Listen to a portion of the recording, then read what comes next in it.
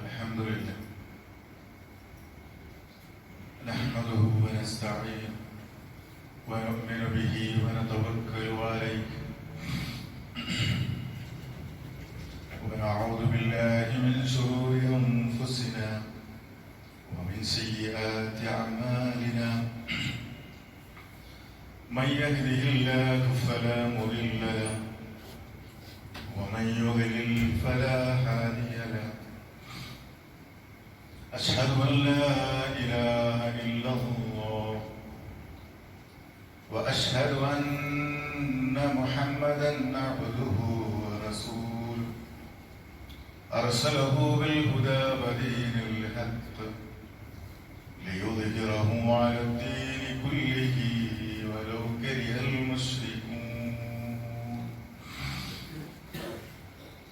اللهم صل على محمد وعلى آل محمد كما صليت على إبراهيم وعلى آل إبراهيم إنك حميد مجيد. اللهم بارك على محمد وعلى آل محمد كما باركت على إبراهيم وعلى آل إبراهيم إنك حميد مجيد. أما بعد فإن خير الحديث كتاب الله وخير الهدي هدي محمد صلى الله عليه وسلم وشر الأمور محدثاتها وكل محدثة بدعة وكل بدعة ضلالة وكل ضلالة في النار. يا أيها الذين آمنوا اتقوا الله حق تقاته ولا تموتن إلا وأنتم مسلمون. أعوذ بالله من الشيطان الرجيم. بسم الله الرحمن الرحيم.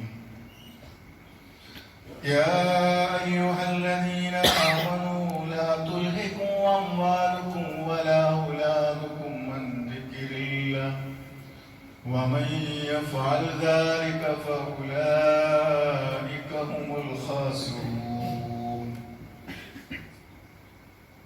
സ്നേഹം നിറഞ്ഞ സത്യവിശ്വാസികളെ വിശ്വാസികളെ, അല്ലാഹുവിന്റെ നിയമനിർദ്ദേശങ്ങളെ ജീവിതത്തിന്റെ എല്ലാ സന്ദർഭങ്ങളിലും സൂക്ഷ്മതയോടുകൂടി പാലിക്കണമേ എന്ന് ഓർമ്മപ്പെടുത്തുകയാണ്, വസിയ്യത്ത് ചെയ്യുകയാണ്.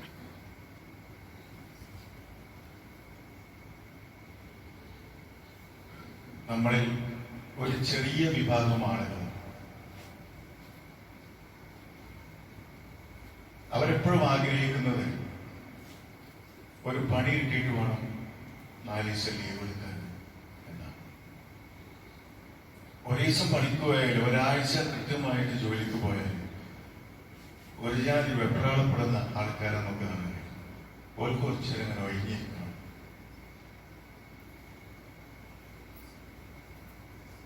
പൂർവികന്മാരായ ആളുകൾ ഉണ്ടാക്കി വെച്ചത് തിന്ന് മുടിച്ച് മുടിയന്മാരായിരിക്കുന്ന 1% ആൾക്കാരെ നമുക്ക് കാണാൻ കഴിയും. എത്ര ശതമാനം എന്നല്ല, ഒരു നിശ്ചിത ശതമാനം അത്തരം ആളുകളെയും നമുക്ക് കാണാൻ സാധിക്കും. എന്ന് പറഞ്ഞാല് കസ്ലാനിയത്ത്, മടി, അലസത, ഗഫ്ലത്ത്, ഇതൊക്കെ മനുഷ്യന്റെ സൃഷ്ടിപ്പില് രൂഢമൂലമായ ചില സ്വഭാവങ്ങൾ.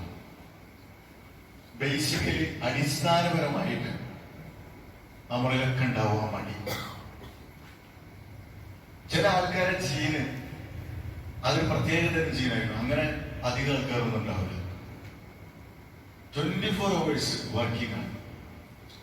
ആ ഉറങ്ങുന്ന സമയത്ത് മാത്രം ബസ്സിലൊക്കെ പോവുകയാണെങ്കിൽ ബസ്സിൽ ഇരുന്ന് കുറച്ചിടവും വേറെ പണിയൊന്നുമില്ലല്ലോ. അപ്പോൾ അല്ലാത്ത എല്ലാ സമയത്തും, ഉറക്കത്തിലല്ലാത്ത മറ്റെല്ലാ സമയത്തും എൻഗേജ് ആകുന്ന ആൾക്കാരെ നമുക്ക് കാണാൻ കഴിയും. അവര് ഒരു 25 കൊല്ലം ജീവിച്ചാൽ ചില ആൾക്കാർ 50 വർഷം ജീവിച്ചതിന്റെ സമമായിരിക്കുമാണ്.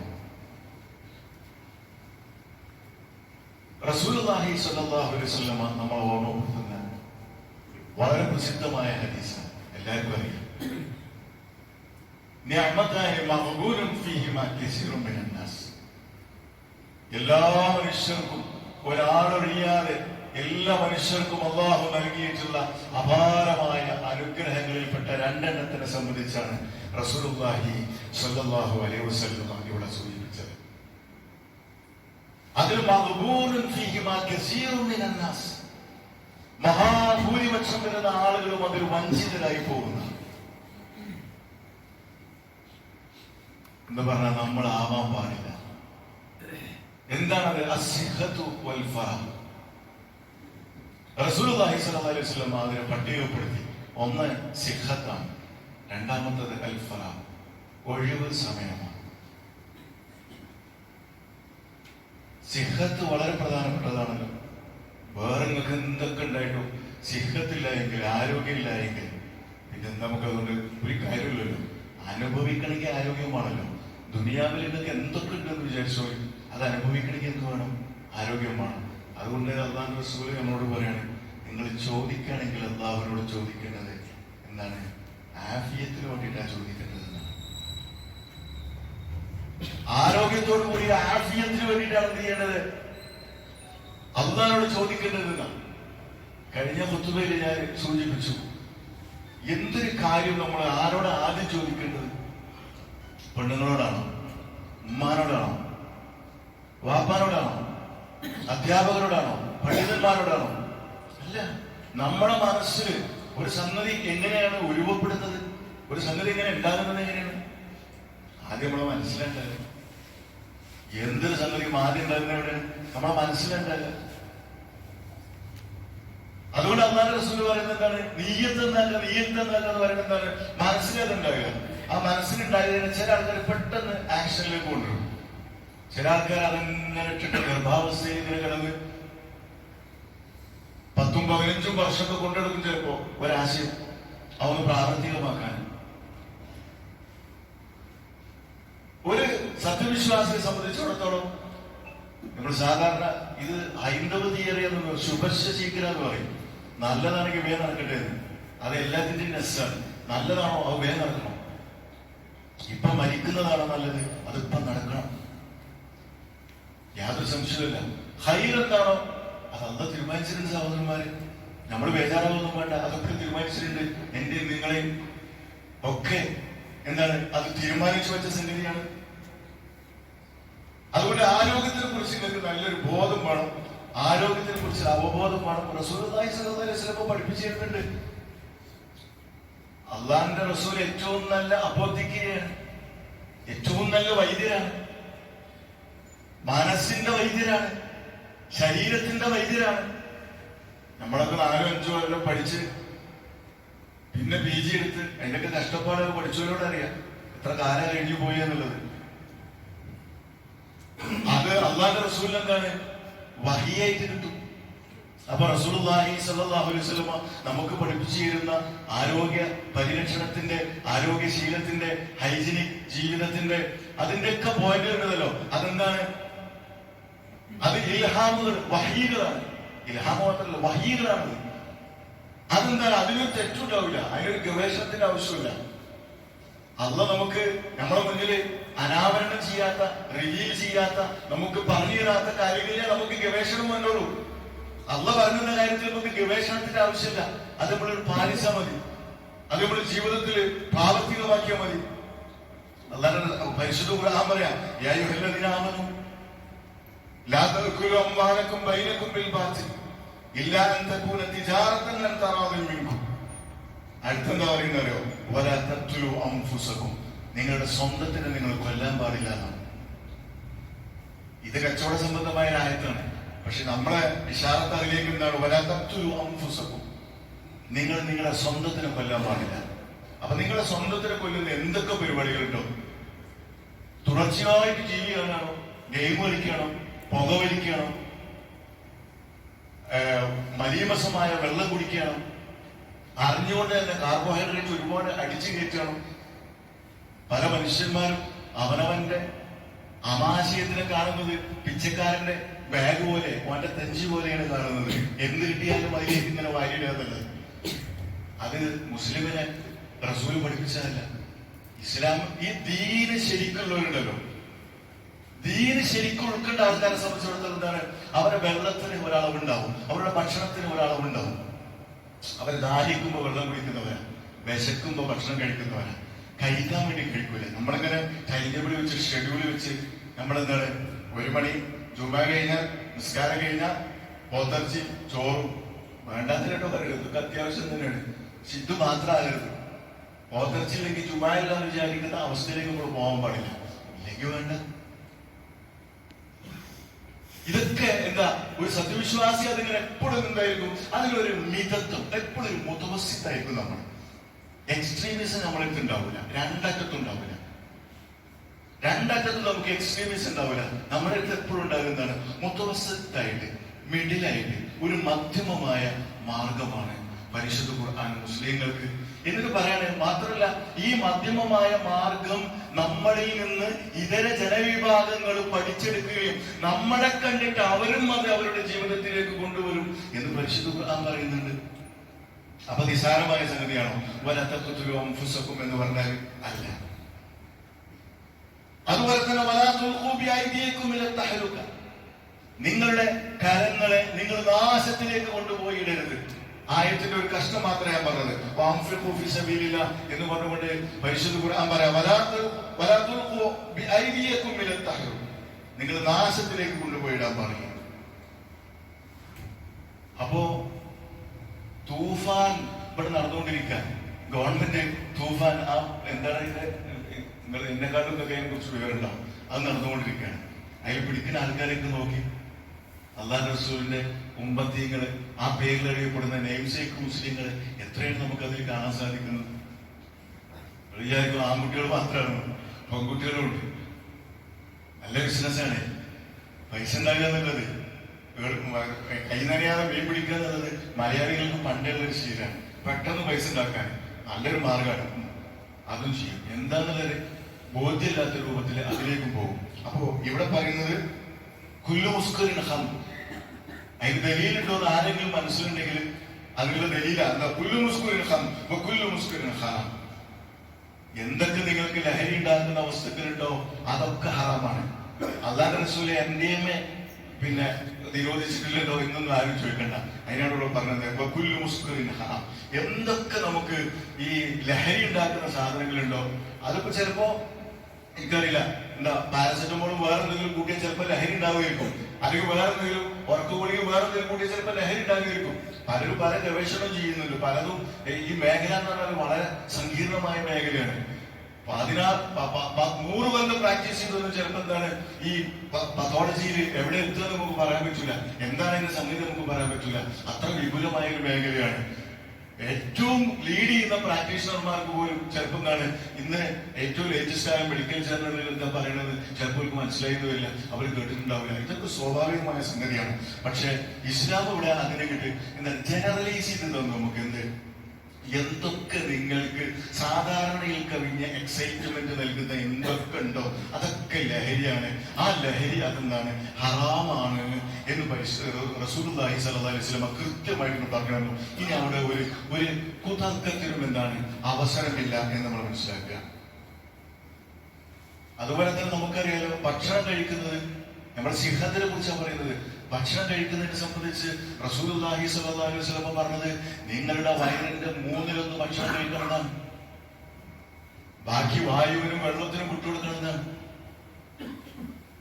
ഇത് നമ്മൾ പാലിക്കാനുള്ളതാണ്, നമ്മൾ പാലിക്കാനുള്ളതാ, ജീവിതത്തിൽ അനുവർത്തിക്കാനുള്ളതാണ്. സിഹത്തിനെ കുറിച്ച് ഈ നിഅമത്താണ്, അതിനെ കുറിച്ച് നമ്മൾ മഖ്ബൂലാണ് എന്ന് പറയാനുള്ള കാരണമാണ് എന്ത്, ഇതൊക്കെ നമുക്ക് ഇങ്ങനെ വിശദീകരിച്ചു തരുന്നത്. രോഗം വന്നാൽ ചികിത്സിക്കണം.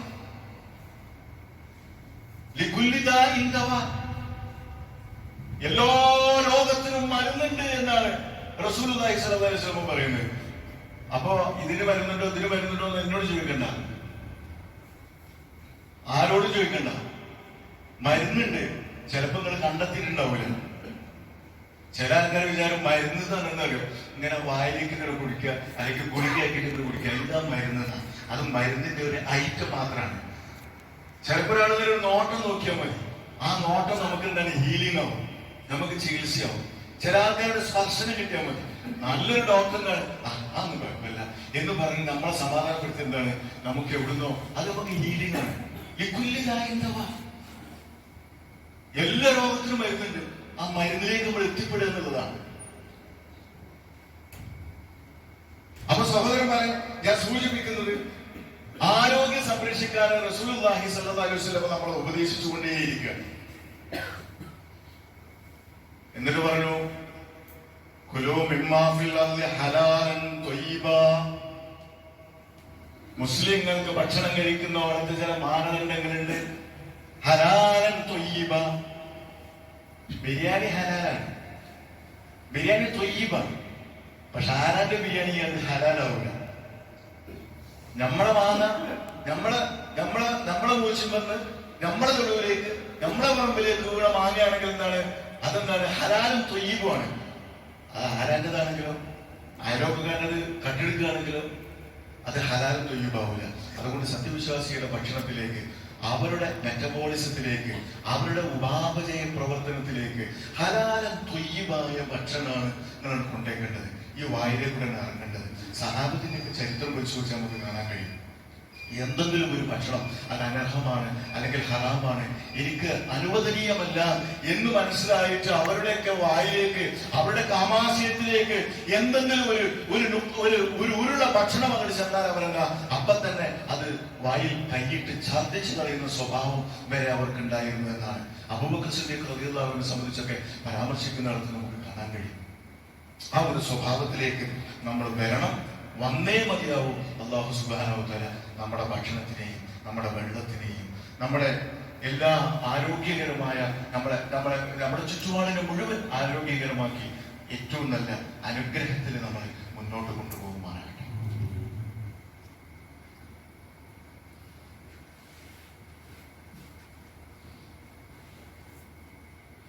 അൽഹംദുലില്ലാഹ് വസ്സലാത്തു വസ്സലാമു അലാ റസൂലില്ലാഹി വഅലാ ആലിഹി വസഹ്ബിഹി അജ്മഈൻ. അമ്മാ ബഅദ്. സത്യവിശ്വാസികളെ, വിശ്വാസിനികളെ, അല്ലാഹുവിന്റെ വിധിവിലക്കുകളെ സൂക്ഷിക്കണമേ എന്ന് ഒരിക്കൽ കൂടി ഓർമ്മപ്പെടുത്തുകയാണ്, വസിയ്യത്ത് ചെയ്യുകയാണ്. മെമ്പറാണ്, എല്ലാം നമുക്ക് വിശദമായി പറയാനുള്ള സമയമില്ല. അതുകൊണ്ട് ഞാൻ സൂചിപ്പിച്ച് പല വിഷയങ്ങളും നമ്മുടെ നിത്യജീവിതത്തിലേക്ക് പലപ്പോഴും നമുക്ക് തെറ്റിപ്പോകുന്ന, അതിനെ ഇസ്തിഖാമത്ത് ചെയ്യുക, അതാണ് മെമ്പറിന്റെ ദൗത്യം. നമ്മൾ തെറ്റിപ്പോകും, നമ്മുടെ മനസ്സിന് മലീമസമായി വരും. അടുത്ത വെള്ളിയാഴ്ച വരുമ്പോൾ നമ്മൾ ഖുതുബ കേട്ട് ഈ നിസ്കാരം കഴിഞ്ഞ് പോകുമ്പോഴത്തിന് വീണ്ടും അതിനെ റിഫ്രഷ് ചെയ്ത് ഇസ്തിഖാമത്തിലേക്ക്, നമുക്ക് ഈമാനിലേക്ക് നമുക്ക് മടങ്ങി വരാൻ സാധിക്കും. ആ നിയ്യത്തിലാണ് നമ്മൾ ജുമാക്ക് ഇരിക്കേണ്ടത്. അപ്പോഴാണത് ഏറ്റവും നല്ലൊരു ഇബാദത്തായിട്ട് മാറുന്നത്. രണ്ടാമത്തെ ഭാഗം റസൂലുള്ളാഹി സ്വല്ലല്ലാഹു അലൈഹി വസല്ലം പറഞ്ഞത് അസ്സിഹത്ത് പറഞ്ഞ ശേഷം വൽ ഫറാഹ്. ഞാൻ തുടങ്ങി വെച്ചത് അങ്ങനെയാണ്. നമ്മളിൽ നല്ലൊരു ശതമാനം ആളുകൾക്ക് ഒരു പണി കിട്ടിയാൽ 4 ദിവസം ലീവ് എടുക്കുക എന്ന സ്വഭാവം. ഒരു സത്യവിശ്വാസിയുടെ സ്വഭാവം നേരെ തിരിച്ചാണ്.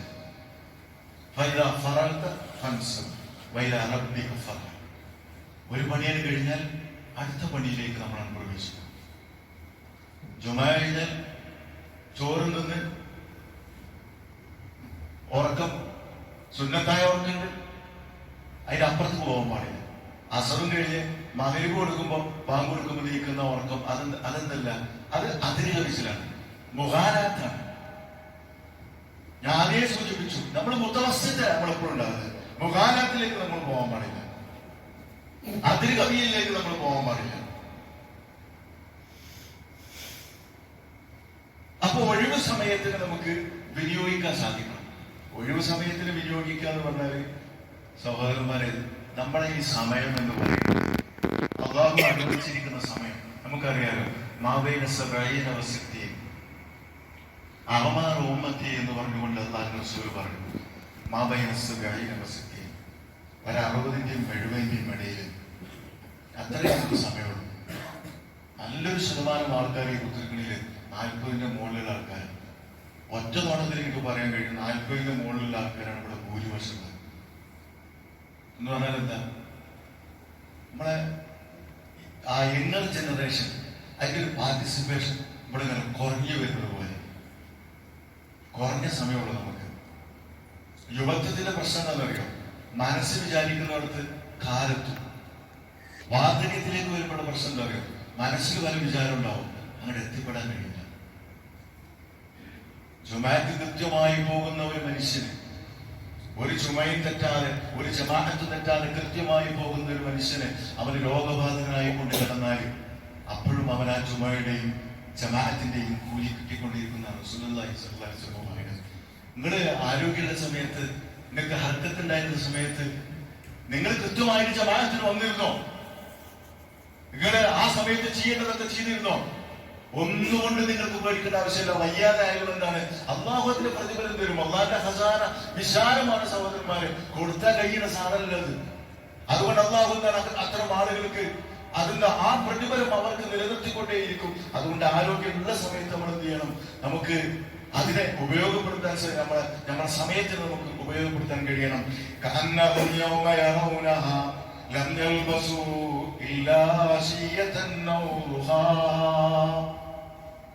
നാളെ പരലോകത്ത് അല്ലാഹുവിന്റെ കോടതിയിൽ നമ്മൾ ഹാജരാക്കപ്പെടുന്ന സന്ദർഭത്തിൽ അവിടുത്തെ സമയത്തിനെ സംബന്ധിച്ചാണ് പറഞ്ഞത്. ചിലർക്ക് പറയുന്നത് 50,000 വർഷമാണ്, അവിടുത്തെ ഒരു ദിവസം എന്ന് പറയുന്നത് 50,000 വർഷമാണ്. ചിലർക്ക് പറയുന്ന 1000 വർഷങ്ങൾ എന്ന് പറഞ്ഞിട്ടുണ്ട്. അപ്പൊ അവിടെ ചെല്ലുമ്പോ സത്യവിശ്വാസിക്ക് തോന്നും, ആൾക്കാർക്കൊക്കെ തോന്നുന്നതാണ്, നമ്മൾ ദുനിയാവിൽ കഴിഞ്ഞു കൂട്ടിയത് ഒരു പ്രഭാതം അങ്ങോട്ട് കഴിഞ്ഞു പോയോ, ഒരു പൂർവാന്നം ഒരു മധ്യാഹ്നം അങ്ങോട്ട് കഴിഞ്ഞു പോയോ, അത്രയും പോയിട്ടുള്ളൂ, കുറഞ്ഞ സമയം പോയിട്ടുള്ളൂ എന്ന് നമുക്ക് തോന്നുമെന്ന് അവിടെ വെച്ച് നമ്മൾ പറയാം. നമ്മൾ ഉയർത്തെഴുന്നേൽക്കപ്പെടുന്ന സന്ദർഭത്തിൽ നമ്മൾ പറയുമെന്ന. അതുകൊണ്ട് എത്ര സമയമാണ് നമ്മളിങ്ങനെ വെറുതെ ഇരുന്ന് ചിന്തിച്ചിരുന്ന് ആലോചിച്ചിരിക്കാൻ വേണ്ടിയിരുന്ന് എത്ര സമയം ഉണ്ടെന്ന് അറിയോ? അതിനൊക്കെ ഉപയോഗപ്പെടുത്തിക്കൊണ്ട് ദിക്ർ കൊണ്ട് ഒരു സത്യവിശ്വാസിയുടെ നാവ്, അവന്റെ മനസ്സ് അല്ലാഹുവിന്റെ ദിക്ർ കൊണ്ട് എപ്പോഴും നിറഞ്ഞിരിക്കണം. അതിന്റെ പരിമളം അവന്റെ നാവിലും അവന്റെ മനസ്സിലും ഉണ്ടാകുമെന്നാണ് പറയുന്നത്. എപ്പോഴും സുബ്ഹാനല്ലാഹ്, അൽഹംദുലില്ലാഹ്, ഇങ്ങനെ തിരിഞ്ഞാൽ അസ്തഗ്ഫിറുല്ലാഹ്. ഇസ്തിഗ്ഫാറിന്റെ അതിന്റെ വലുപ്പമൊക്കെ നമുക്കറിയാമല്ലോ. അതൊക്കെ പ്രത്യേകം പറയേണ്ടതാണ്. അസ്തഗ്ഫിറുല്ലാഹ് എന്ന് പറയാം, അൽഹംദുലില്ലാഹ് എന്ന് പറയാം. നമ്മളെ നാവുന്ന് ചെറുപ്പക്കാരൊക്കെ ചില സമയത്തൊക്കെ ഒരു ട്രെൻഡായിരിക്കും. എന്താ ട്രെൻഡ്? തോന്നിയാസം പറയാന്നുള്ളത്. ഏറ്റവും വൽഗറായ തോന്നിയാസങ്ങൾ ഇങ്ങനെ പറയും ചെറുപ്പക്കാർ, നല്ല ഫ്രണ്ട്സുകൾ, 5 നിസ്കരിക്കണമൊക്കെ ആയിരിക്കും. എന്നാലും ഒരു സുഹൃത്തുക്കൾ കണ്ടാൽ ചിലപ്പോ എന്താ ആ ഡേശ ഈ ഡേശ എന്നൊക്കെ പറഞ്ഞിങ്ങനെ വെറുതെ എന്താണ് എങ്ങനെ അതെന്താ അറിയോ? അതൊരു തൗഫീഖിന്റെ കുറവാണ്. ഞാൻ കഴിഞ്ഞ കുത്തുകളിൽ സൂചിപ്പിച്ചിട്ടുണ്ട്, ഒരു തൗഫീഖിന്റെ കുറവാണ്. അത് നമ്മൾ അള്ളാഹിനോട് ദുആ ചെയ്യണം. പഠിച്ചോൻ എന്റെ നാവിൽ നല്ലത് എന്ന് നമുക്ക് ദുആ ചെയ്യാൻ സാധിക്കും.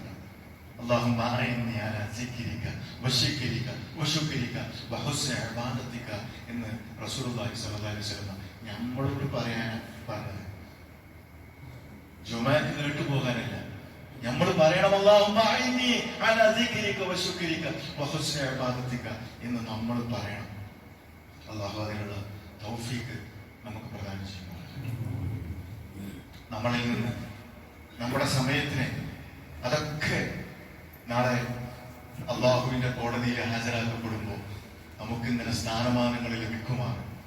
ഒക്കെ അത് ഹൈറായിരുന്നു എന്ന് മനസ്സ് നിറഞ്ഞുകൊണ്ട് അള്ളാഹുവിന്റെ കോടതിയിൽ നിൽക്കാൻ സാധിക്കുക എന്നുള്ളത് വലിയ ഒരു സൗഭാഗ്യമാണ്. അള്ളാഹു അതിനുള്ള വഴികൾ, അതിനുള്ള മനസ്സ്, അതിനുള്ള മനസ്സാന്നിധ്യം അള്ളാഹു നമുക്ക് പ്രദാനം ചെയ്യുമാറാകട്ടെ. നമ്മളിൽ രോഗം കൊണ്ട് പ്രയാസപ്പെടുന്ന ഒരുപാട് ആൾക്കാരുണ്ട്. ഞാനിന്ന് സിഹത്താണല്ലോ പറഞ്ഞത്.